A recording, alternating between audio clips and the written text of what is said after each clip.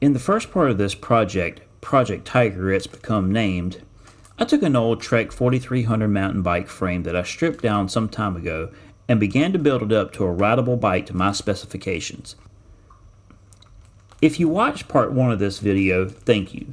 For those who have not watched part 1 yet, thank you for being here, but I would suggest that you go and watch part 1 of this series to catch up. This is where we left off. A new paint job and a drivetrain installation later, and we're on our way to getting this bike on the road. Before we jump into the build though, I want to add some decals to the bike. The khaki color, even though cool, was missing something. To keep the bike in the military styling that it's taken on, I added an Army star to the front head tube. To boot, I gave the bike a designation as well, THX-1138. For the nerds like me watching, you will know what this means. If you're not sure of the reference, Google it. I'll give you a hint though. It comes from a universe a long, long way away. A special thanks to my friend Noel for cutting the decals for me. With decals applied, it's time to start some real work. To go any further, we need to install the crown race on the fork.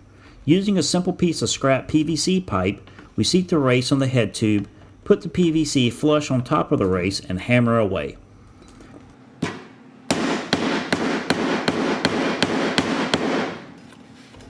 The race has to be dead flush though, so if you're doing this, be sure to check and double check that the race is fully seated on the tube. Keep hammering until you have this result. Next is to install the star nut in the fork. I put a socket on the end of the star nut to help keep it straight going into the tube. This needs to be hammered in about 1.5 centimeters and as straight in as possible. Be sure not to go too deep with the star nut either.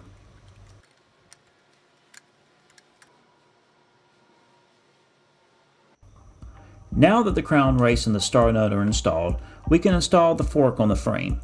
Most good headsets, like this one, will have the headset pre-assembled in the packaging and the instructions on how to assemble the headset included in the case.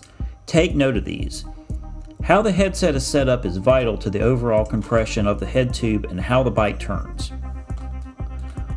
Applying liberal amounts of grease to everything, and especially the bearings, we can go ahead and seat everything into the head tube.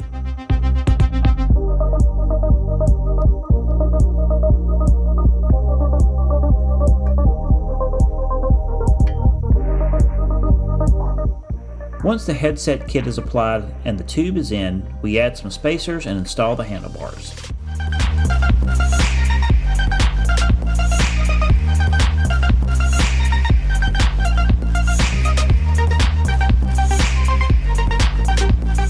After the compression screw is tightened to where there's no play in the tube and the fork can turn freely, we can set up the handlebar alignment. There will be further adjustments needed for this after the bike is on the road, so nothing too precise for now. With the front fork on, we install the front brakes,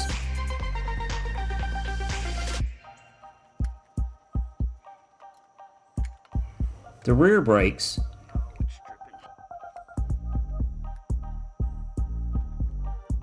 and run our cabling and housing.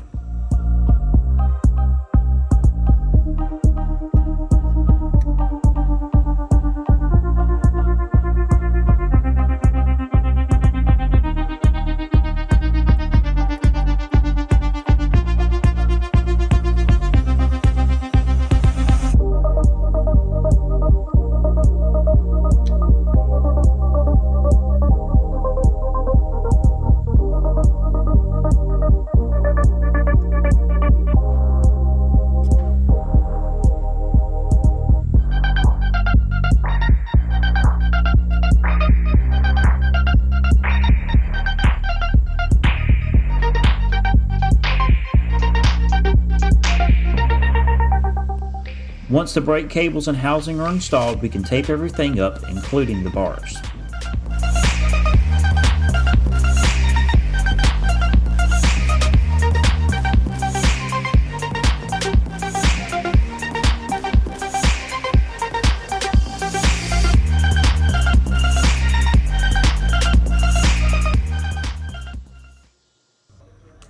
I mentioned in the previous video that southern summers bring heat and humidity.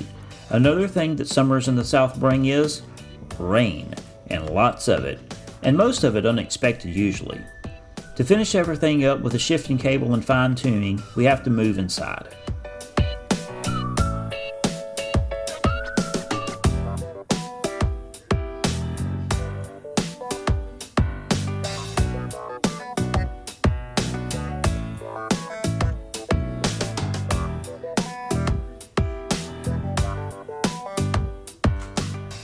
Some tweaking to the limit screws and the gearing is dialed in.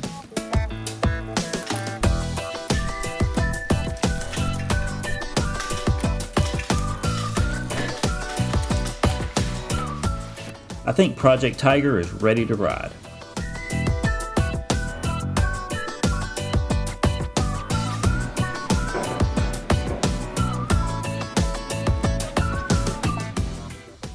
Here is the final product. I can say just from the looks I am proud of this machine, but how does it ride? What separates good bikes from the bad is how they handle and perform, not in how they look. So, is Project Tiger a good bike? I hope you'll join me next time when we take Project Tiger out for its maiden voyage and find out. But for now, thanks for watching today and remember to get out and ride.